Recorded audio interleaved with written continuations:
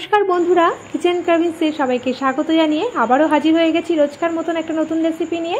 সেটা হলো কাঁচা পাকা আমের জেলি আচার। এটা খেতেও যতটা সুস্বাদু হয় আর দেখতেও দেখো কতটা সুন্দর হয়েছে। আর এটা একবার বানিয়ে রাখলে সারা বছর ধরে সংরক্ষণ করে রেখে দেওয়া যাবে। আশা করছি রেসিপিটি সকলের ভালো লাগবে। ভালো লাগলে লাইক কমেন্ট শেয়ার করার অনুরোধ থাকলো। পাশে থাকা বেল আইকনটি প্রেস করে সঙ্গে থাকবে নেক্সট রেসিপি দেখার জন্য। আর ভিডিওটি স্কিপ না করে পুরো ভিডিওটি দেখার অনুরোধ থাকলো। তাহলে দেখতে থাকো।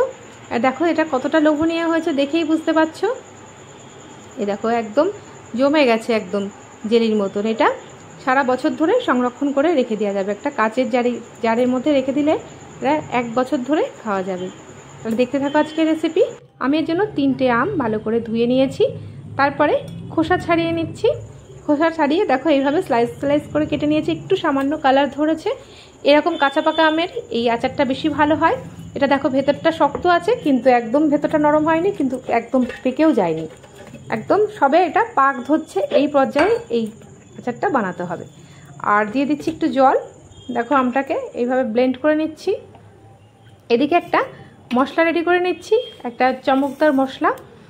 এর জন্য দিয়ে দিচ্ছি 5 ফোড়ন, 1 চা চামচ, আর 1 চামচ কালো সর্ষে আর মৌরি, আর 2টো শুকনো লঙ্কা। দেখো ড্রাই রোস্ট করে নিলাম এটাকে। সুন্দর একটা ফ্লেভার আসা পর্যন্ত আমি এটাকে ড্রাই রোস্ট করে নিচ্ছি।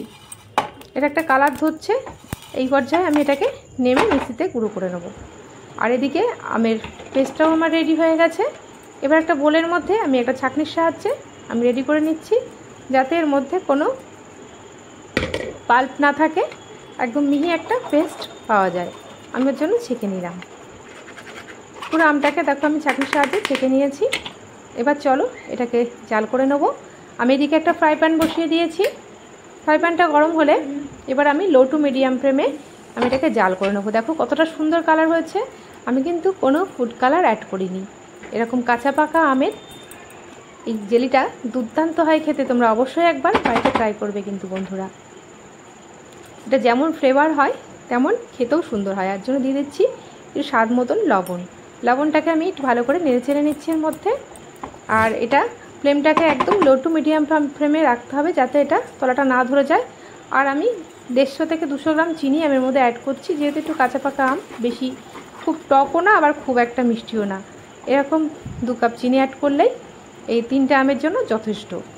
দেখো এবার আস্তে আস্তে এই চিনিটাকে মেল্ট করে নেবো। এ দেখো আমটাকে আমি এবার ভালো করে জাল করে নিচ্ছি চিনির সঙ্গে।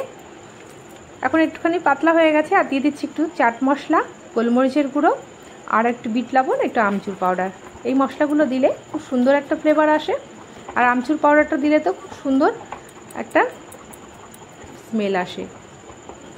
দেখো এই মশলাগুলোকে পুরো একদম এর সঙ্গে মিশিয়ে নিয়েছি।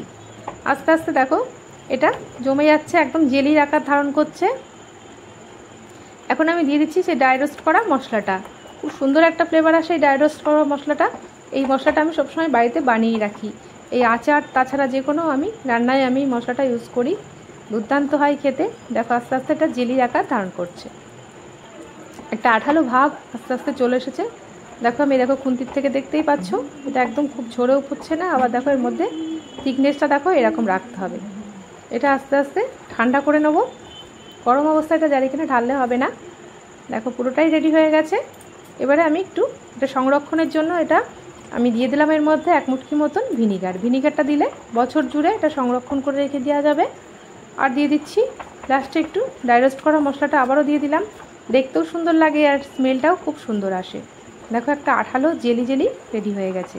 এটা লাঞ্চের শেষ পাতে দুর্দান্ত লাগে খেতে। তাছাড়া গ্রীষ্মের দুপুরে এই আচার শুধু মুখে খেতেও খুবই ভালো লাগে। এটা পাউরুটির সাথেও খুব ভালো লাগবে, জ্যামের মতন লাগবে খেতে।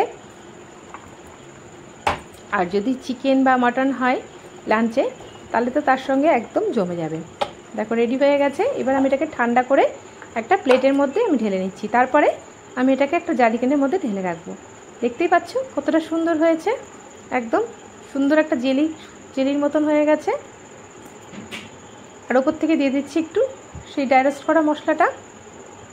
কতটা লোভনীয় হয়েছে দেখতেই পাচ্ছ। তোমরা অবশ্যই বাড়িতে একবার ট্রাই করবে।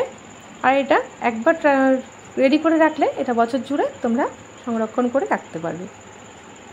আশা করছি রেসিপিটি সকলের ভালো লেগেছে। ভালো লাগলে লাইক কমেন্ট শেয়ার করার অনুরোধ থাকলেও পাশে থাকা বেল আইকনটি প্রেস করে সঙ্গে থাকবে নেক্সট রেসিপি দেখার জন্য। আজকের মতন এইটুকুনি, আবারও আসবো নতুন নতুন রেসিপি নিয়ে। নেক্সট রেসিপির আমন্ত্রণ জানিয়ে এখানেই বিদায় নিলাম। ভালো থাকবে, সুস্থ থাকবে, ধন্যবাদ।